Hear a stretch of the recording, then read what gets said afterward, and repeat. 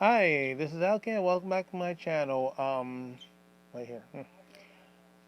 Oh, I saw an interesting thing in the newsstand today. This Daily News article. Yeah, there's a sex scandal on the top part. Now, if you hadn't been looking carefully at the bottom, like I do, see here it says at the bottom, blow up MTA Cuomo rails. In other words, the governor is thinking about maybe now that we had taken control of both the Senate and the Assembly of the state, they should get rid of the MTA. But you got to remember, hey, you got executive orders. You can do whatever you want around these guys, of course. Now he's there to avoid more scrutiny after the big L line announcement. Let me show you what it looks like inside. Uh, so we'll get the sex scandal out of the way. See? Yes, talking about cuffs and not a police officer. Said remove the cuffs and I'll fix the MTA. There's the governor again. I don't know if he's in the subway tunnel or the Amtrak tunnel. It's just again, just politics as usual. Um, well, I know you're trying to figure out, well, why is it such a problematic agency? Well, we have to go back to the time when the 60s. Um, Many transit systems were one time private companies. There were very few public entities, like San Francisco, they had Muni. Um, the Long Island Railroad one time was owned by the Pennsylvania Railroad Company, and then they separated, and Long Island Railroad's trying to go on it by its own, and eventually, financially, they were having problems, and one thing led to another. Like in the 50s, they lost the Rockaways to a trestle fire. One of the bridges caught fire and burned. They couldn't fix it, so they were like bankrupt, and the NTA, well, New York City Transit bought it. I don't know how much money. They fixed it so that they have a fireproof bridge. But Long Island Road was still having problems, so by the 60s, you had Nelson A. Rockefeller who defeated then Governor Harriman, all because Harriman didn't campaign to keep his job because he thought, oh, I'm doing a good job.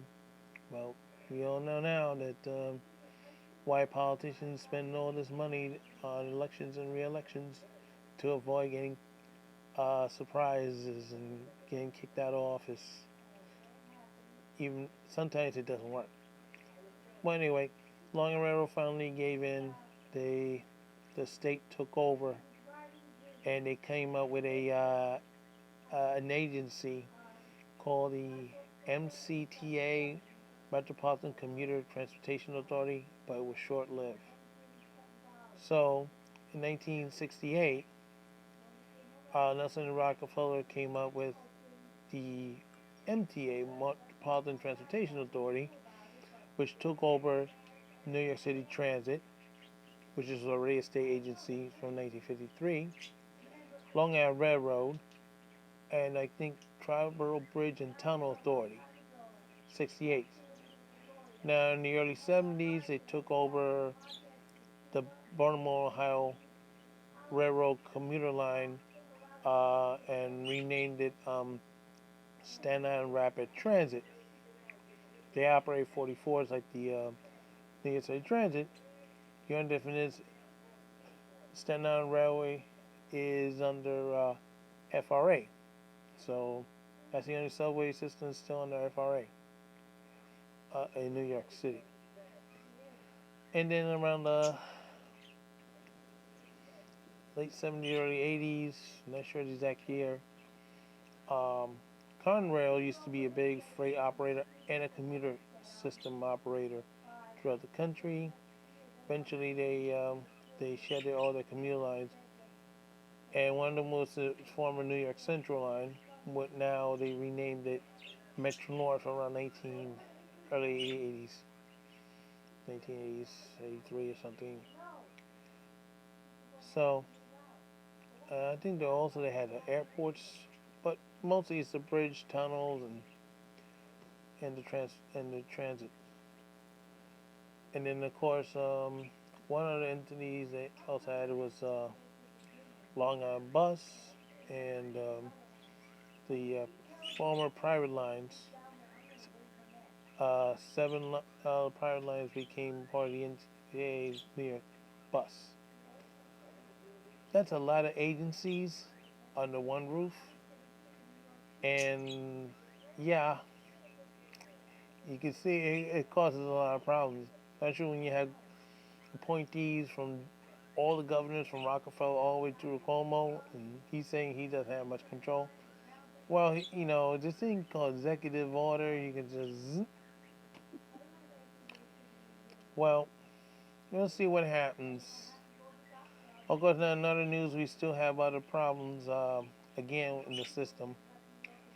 Um, Someone at 182nd 83rd Street was approached by a panhandler asking for $10, and he made the mistake that I did.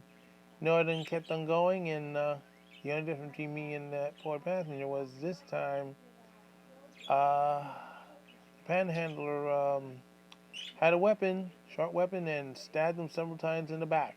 And luckily the guy survived, but he needed some stitches. So they had to shut the station down for several hours investigating. He's still out on the loose. And another big news story is the transit authorities, or I say New York Transit, is having a problem with the homeless, in particular, one station, 181st Street and Washington Heights, because apparently it's not just sleeping there. Some of them are addicted to opium or heroin, and they have the needles, and they're dropping the needles all over the place, on the platform, on the tracks. They're having a heck of a time trying to solve the problem.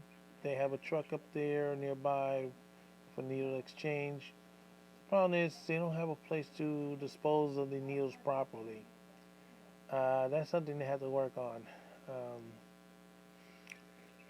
well, without further ado, I guess this is Alcan saying goodbye for now, and don't forget to stop. And the president's speech is on around 9 o'clock tonight.